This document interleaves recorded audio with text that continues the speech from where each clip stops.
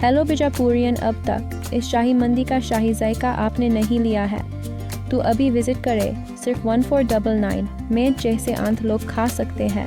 पर पर्सन सिर्फ 187। Only at B grand family restaurant.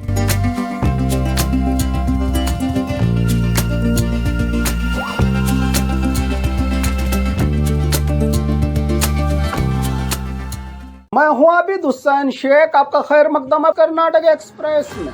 सबसे पहले नजर आज की हेडलाइंस।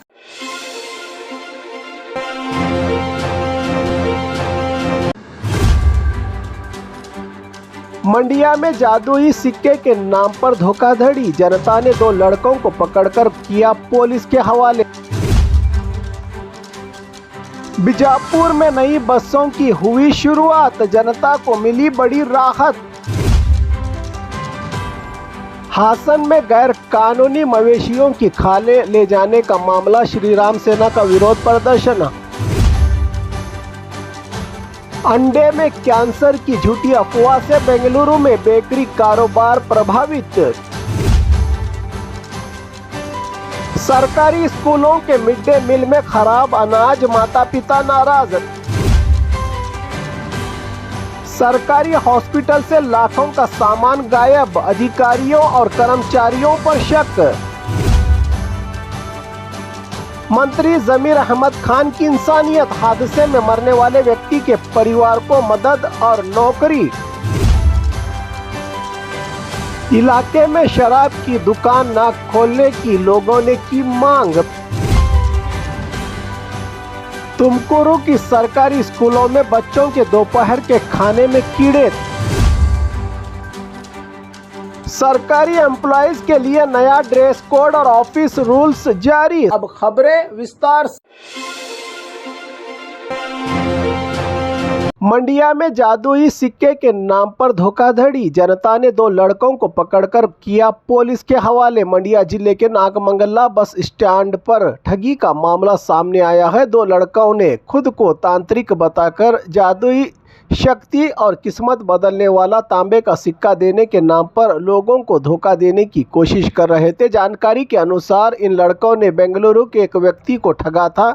जब सिक्का देने का समय आया तो उन्होंने पुराना तांबे का सिक्का देकर वहां से भागने की कोशिश की। लोगों को शक होने पर दोनों लड़कों को पकड़ लिया गया। मौके पर मौजूद लोगों ने उनसे पूछताछ की और बाद में उन्हें नागमंगला टाउन पुलिस के हवाले कर दिया गया। यह घटना नागमंगला पुलिस थाना क्षेत्र में हुई है। पुलिस जांच कर रही है कि आरोपियों ने और किन किन जगहों पर इस तरह की ठगी की है। जनता की होशियारी से एक बड़ी ठगी होने से बच गई। बीजापुर में नई बसों की हुई शुरुआत, जनता को मिली बड़ी राहत। बीजापुर में आज नई सरकारी बसों की शुरुआत की गई। इस कार्यक्रम में ट्रांसपोर्ट मंत्री रामलिंगा रेड्डी, जिला इंचार्ज मंत्री डॉक्टर एम.बी. पाटिल, सिटी विधायक बसनगौड़ा पाटिल यत्नाड़ और अधिकारी रहे मौजूद।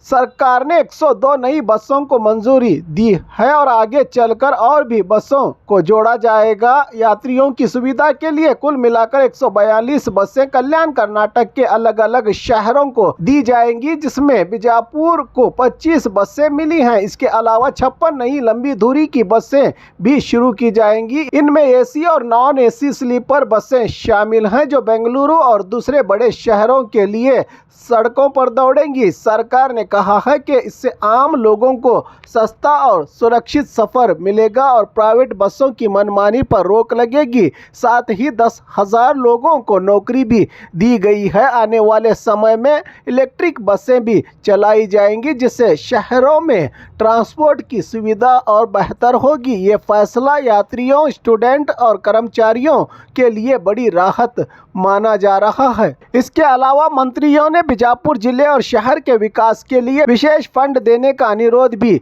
किया गया और सरकार का आभार भी व्यक्त किया गया। हासन में गैर कानूनी मवेशियों की खालें ले जाने का मामला, श्री राम सेना का विरोध प्रदर्शन। हासन शहर में अवैध रूप से मवेशियों की खाल और खोपड़ियों के ले जाने का मामला सामने आया है। श्री राम सेना के कार्यकर्ताओं ने एक वाहन को रोककर पुलिस के हवाले किया था, लेकिन पुलिस ने आरोपियों को स्टेशन जमानत दे दी, जिससे कार्यकर्ता नाराज हो गए। इस फैसले के विरोध में श्री राम सेना के कार्यकर्ताओं ने हासन के NR सर्कल में मौजूद DYSP दफ्तर के सामने प्रदर्शन किया। मौके पर DYSP गंगाधरप्पा पहुंचे और प्रदर्शनकारियों को समझाने की कोशिश की। इसी दौरान कार्यकर्ताओं और DYSP के बीच तीखी बहस भी देखने को मिली। कार्यकर्ताओं ने कहा कि अगर इस तरह के मामलों से सांप्रदायिक तनाव होता है तो उसकी जिम्मेदारी किसकी होगी। कार्यकर्ताओं का आरोप है कि वाहन में 300 से ज्यादा मवेशियों के खालें मौजूद थी, फिर भी पुलिस ने सख्त कार्रवाई नहीं की। उनका कहना है कि उन्होंने अपना कर्तव्य निभाया, लेकिन पुलिस ने आरोपियों को छोड़ दिया। कुछ देर तक मौके पर तनाव का माहौल बना रहा। अंडे में कैंसर की झूठी अफवाह से बेंगलुरु में बेकरी कारोबार प्रभावित। क्रिसमस आ चुका है और नए साल में कुछ ही दिन बाकी हैं। ऐसे समय में अंडे में कैंसर पैदा करने वाले तत्व होने की झूठी अफवाहों ने लोगों को डरा दिया है। सोशल मीडिया पर फैल रही एक वीडियो के कारण कई लोग अंडे और अंडे से बनी चीजें खाना बंद कर रहे हैं। इस झूठी अफवाह का सीधा असर बेंगलुरु की बेकरी के अलावा राज्य भर में कंडीमेंट्स दुकानों पर पड़ रहा है। बेकरी मालिकों का कहना है कि एग पफ्स और केक की बिक्री कम हो गई है। अनुमान के अनुसार कारोबार में करीब 10% की गिरावट आई है। आमतौर पर क्रिसमस और न्यू ईयर के समय केक की मांग ज्यादा होती है, लेकिन इस बार कई बेकरी में केक के ऑर्डर ही नहीं आए। इसी वजह से कुछ दुकानदार अब एगलेस केक बनाने की योजना बना रहे हैं। व्यापारियों ने सरकार और हेल्थ विभाग से अपील की है कि वो जल्द से जल्द इस मामले में स्पष्ट जानकारी दे, ताकि लोगों का डर दूर हो और कारोबार को नुकसान ना हो। कुल मिलाकर त्योहारों के मौसम में अच्छी कमाई की उम्मीद लगाए बैठे व्यापारियों को इस झूठी अफवाहों ने बड़ा झटका दिया है और लोगों में भी चिंता का माहौल बना हुआ है। सरकारी स्कूलों के मिड डे मील में खराब अनाज, माता पिता नाराज। सरकारी स्कूलों में बच्चों को पढ़ाई के लिए आकर्षित करने के उद्देश्य से शुरू की गई मिड डे मील दोपहर के खाने की सरकारी योजना यादगीर जिले में अधिकारियों की लापरवाही के कारण परेशानी में है। जिले के कई सरकारी स्कूलों में बच्चों को दिए जाने वाले चावल, गेहूं और तूर दाल में कीड़े और गंदगी पाई गई है। यादगीर शहर के कलीवाड़ा, बंदली सहित कई स्कूलों में ये स्थिति सामने आई है। रसोई में काम करने वाले कर्मचारी मजबूरी में कीड़े निकालकर खाना बनाने पर मजबूर हैं। पेरेंट्स का कहना है कि वो अपने बच्चों को अच्छी शिक्षा और पौष्टिक भोजन की उम्मीद से सरकारी स्कूल भेजते हैं, लेकिन ना तो गुणवत्तापूर्ण शिक्षा मिल रही है और ना ही अच्छा भोजन। खराब खाने की वजह से कई बच्चे मिड डे मील खाने से कतराने लगे हैं। स्थानीय लोगों ने आरोप लगाया है कि खबर सामने आने के बावजूद फूड विभाग, शिक्षा विभाग और सरकार ने अब तक कोई ठोस कदम नहीं उठाया, जो बेहद दुर्भाग्यपूर्ण है। लोगों ने चेतावनी दी है कि यदि बच्चों की सेहत को कोई नुकसान होता है तो इसकी जिम्मेदारी सरकार और संबंधित अधिकारियों की होगी। लोगों ने मांग की है कि दोषियों के खिलाफ तुरंत कार्रवाई की जाए और स्कूलों में बच्चों को साफ सुथरा और गुणवत्तापूर्ण भोजन उपलब्ध करवाया जाए। सरकारी हॉस्पिटल से लाखों का सामान गायब, अधिकारियों और कर्मचारियों पर शक।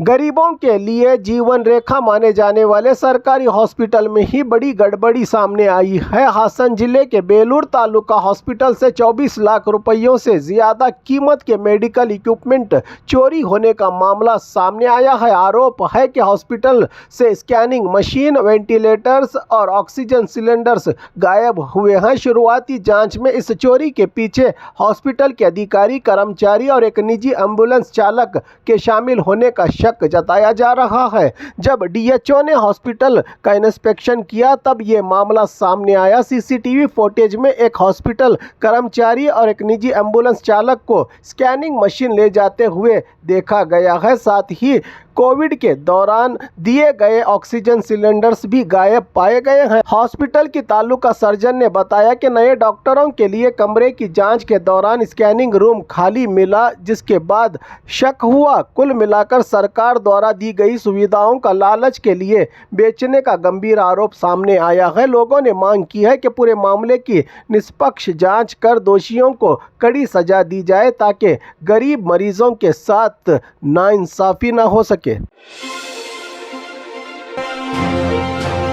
मंत्री जमीर अहमद खान की इंसानियत, हादसे में मरने वाले व्यक्ति के परिवार को मदद और नौकरी। कर्नाटक सरकार के मंत्री जमीर अहमद खान ने एक बार फिर इंसानियत और दरियादिली की मिसाल पेश की है। उम्रा यात्रा के दौरान पिछले दिनों मदीना के पास हुए बस हादसे में जान गंवाने वाले हुबली के अब्दुल गनी के परिवार से मिलने खुद उनके घर पहुंचे मंत्री जमीर अहमद खान और उन्हें दिलासा दिया। मंत्री जमीर अहमद खान ने मरने वाले व्यक्ति के परिवार को अपनी ओर से 10 लाख रुपयों की आर्थिक मदद दी। साथ ही मृतक व्यक्ति के इकलौते बेटे को सरकारी नौकरी का अपॉइंटमेंट लेटर दिया हाउसिंग बोर्ड में। इसके अलावा कर्नाटक हज कमेटी की ओर से 5 लाख रुपयों की मदद देने का भी ऐलान किया। इस दौरान मंत्री जी ने इलाके में शराब की दुकान न खोलने की लोगों ने की मांग। बेंगलुरु के तिप्पनहल्ली में स्थानीय लोगों ने अवैध रूप से बार खोलने की तैयारी करने वाले ताकतवर लोगों के खिलाफ विरोध जताया। स्थानीय नेता मंजुनाथ की अगुवाई में महिलाएं और इलाके के दूसरे निवासियों ने स्पष्ट कर चुके हैं कि किसी भी हालत में बार या शराब की दुकान की अनुमति न दी जाएगी। उनका कहना है कि बार के कारण बच्चों और युवाओं की पढ़ाई प्रभावित होती है, इलाके का माहौल बिगड़ जाता है और इलाके में समस्याएं बढ़ जाती हैं। उन्होंने सरकार और संबंधित अधिकारियों से कानून के अनुसार कार्रवाई करने की मांग की है। तुमकुरू की सरकारी स्कूलों में बच्चों के दोपहर के खाने में कीड़े। तुमकुरू के वड्डरहಳ್ಳಿ और कई सरकारी स्कूलों में बच्चों को दिए जाने वाले दोपहर के खाने के सामान में खराब क्वालिटी और घटिया अनाज के साथ साथ कीड़े पड़े हुए सामान, तोर की दाल और चावल में कीड़े नजर आए, जिससे बच्चों की सेहत के हवाले से चिंता पैदा हो गई है। दिसंबर में चिक्का बनहट्टी की स्कूल में भी सब्जी और दाल में कीड़े मिले, जिस पर संबंधित हेडमास्टर को सस्पेंड कर दिया गया और जिला पंचायत ने नोटिस जारी किया। स्थानीय लोग और पेरेंट्स सरकार से डिमांड कर रहे हैं कि स्कूलों में बच्चों को क्वालिटी खाना और साफ सुथरा गुणवत्ता वाला भोजन देने की मांग कर रहे हैं, जिससे बच्चे और इनकी हेल्थ भी सुरक्षित रहे। सरकारी एम्प्लॉयज के लिए नया ड्रेस कोड और ऑफिस रूल्स जारी। सरकार ने सभी सरकारी कर्मचारियों के लिए नया आदेश जारी किया है। अब कर्मचारियों को ऑफिस में साफ सुथरे और सभ्यता वाले कपड़े ही पहनने होंगे, जैसे कि फॉर्मल कपड़े, जीन्स और टी शर्ट पहनना मना है। साथ ही कर्मचारियों को सुबह 10 बजे ऑफिस में पहुंचना होगा जरूरी और अपने पास मौजूद नकद रुपयों की भी घोषणा करनी होगी। अधिकारियों को कोई भी कर्मचारी बिना अनुमति ऑफिस से बाहर नहीं जा सकेगा और बाहर जाने का कारण लिखित में देना होगा। अधिकारियों को ये नियम जनता से मिली शिकायतों और भ्रष्टाचार के मामलों को देखते हुए लागू किया गया है, ताकि सरकारी दफ्तरों में ट्रांसपेरेंसी और डिसिप्लिन बना रहे।